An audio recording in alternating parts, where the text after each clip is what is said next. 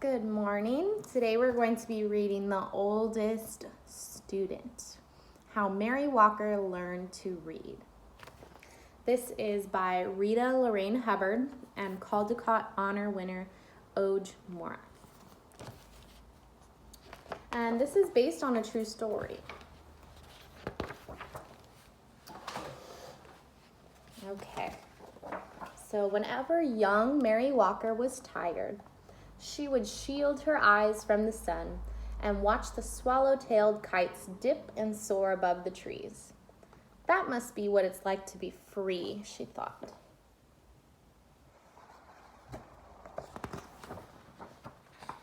But Mary didn't watch for long. Even at only 8 years old, she knew the first rule of the Union Springs, Alabama plantation she lived on: keep working. She knew the second rule too. Slaves should not be taught to read or write or do anything that might help them learn to do so. Mary didn't stop working. She didn't learn to read either.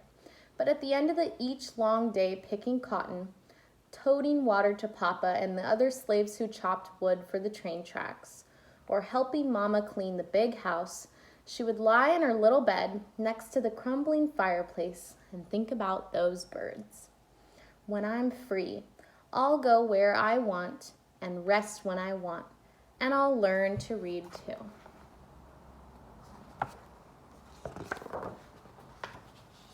When she was 15, it happened. Mary and her mother, brothers, and sister were free. The Emancipation Proclamation said so.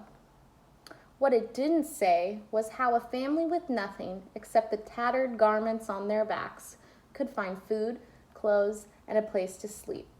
Mary's father had died, and the family was on its own. Freedom Road to Freedom Road. Across fields and through woods, ex-slaves surged like waves crashing hard to shore. Now that they were free, every road was Freedom Road. Many headed north and west and every which way, searching for long-lost family members or simply experiencing the wonder of being free.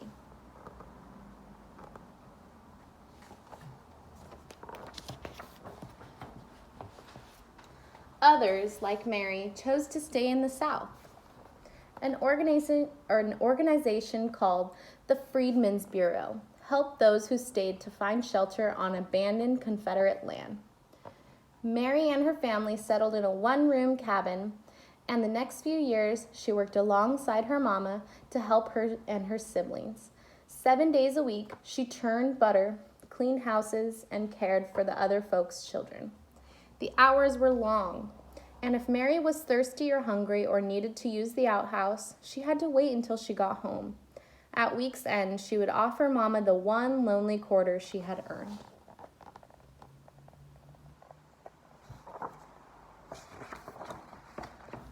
One day, Mary met a group of evangelists on the roadside.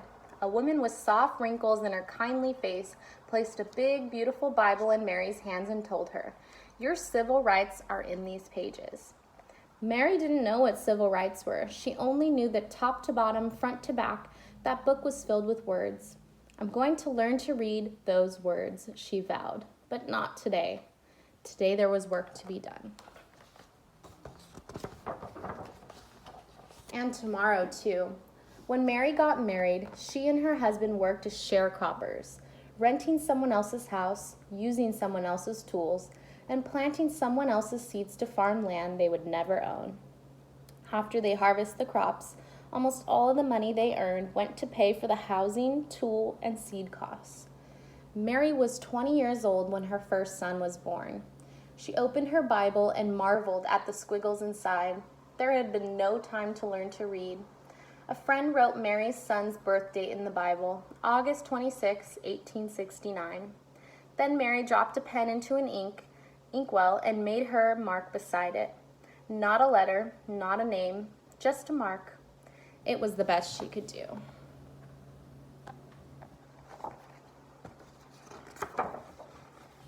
One day, Mary's husband died. She married again, and second son was born. Then a third. Mary made marks for these sons too.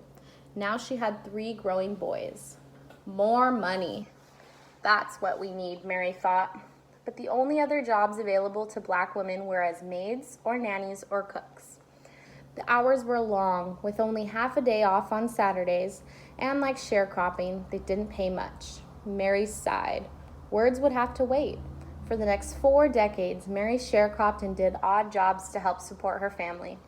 In 1917, Mary's family moved to the little city of Chattanooga, Tennessee. It was the year of Chattanooga's Great Flood. The story was in all the newspapers, but Mary could only study the pictures to understand what had happened. By now, Mary was 68 and too old to sharecrop, but she continued to work, cooking, cleaning, and babysitting. She also fried fish, baked cakes, and sold sandwiches to raise money for her church. On Sundays, she would sit in the congregation, and as the preacher spoke, she would clutch her family Bible, the Bible she still couldn't read. When Mary was well past 90, she and her husband sat in their creaky rockers while another of their sons read to them. After the 2 younger boys died, the eldest read. Then Mary's husband died. Several years later, her eldest son died too. He was 94.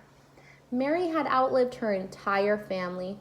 She was 114 years old and alone. "Can't read," she said. "Can't write. I don't know anything." Mary stood at the window of her retirement home and gazed down at the world below. Words were everywhere, on billboards, on buildings, on store windows and trucks. She sighed. All this time, she thought, and they still look like squiggles. See what they look like to her?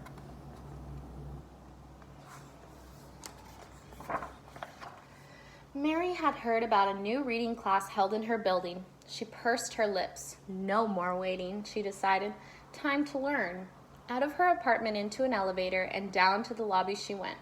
When the elevator doors sprang open, Mary saw people sitting under a sign with a picture of an open book. She could not read the words. A neighbor walked up to her. "That's a reading class, Miss Mary. Can I help you over?" Mary shook her head. Then she gripped her cane, lifted her chin, and walked straight towards that sign. For the next year and more, Mary put everything she had into learning to read. It wasn't easy after all. She was the oldest student in the class and probably in the entire country. Could someone her age learn to read? She didn't know, but by God, she was going to try. She studied the alphabet until her eyes watered. She memorized the sounds each letter made and practiced writing her name so many times that her fingers cramped. She learned to recognize sight words and then challenged herself to make short sentences with them. She studied and studied until books and pages and letters and words swirled in her head while she slept. So there's her name written a bunch of times. One fine day, Mary's hard work paid off. She could read. Word of her accomplishment traveled, and people everywhere celebrated with her.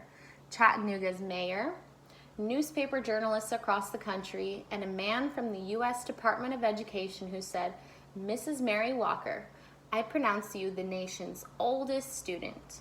All shared her joy. Mary felt complete. She still missed her sons, but whenever she was lonely, she read from her book or looked out her window and read the words in the street below. From then on, Chattanoogans honored Mary's achievement with yearly birthday parties. In 1966, President Lyndon B. Johnson sent well wishes on Mary's 118th birthday, and in 1969, President Richard Nixon did the same. Mary was now 121 years old. Oh my goodness. That's very old. Mary received many gifts over the years: a radio, a sofa, her very first television, a new Bible, the key to the city, and perfume and champagne from the Canadian Mounties. She also received something that she brought back those long days in the Alabama cotton fields: her first airplane ride. From the cockpit window, Mary gazed at the trees and rooftops below. No different than a horse and buggy ride, she joked, but she knew it was. As the airplane dipped and soared like those swallow-tailed kites of long ago, Mary decided that flying was a lot like reading. They both made a body feel as free as a bird.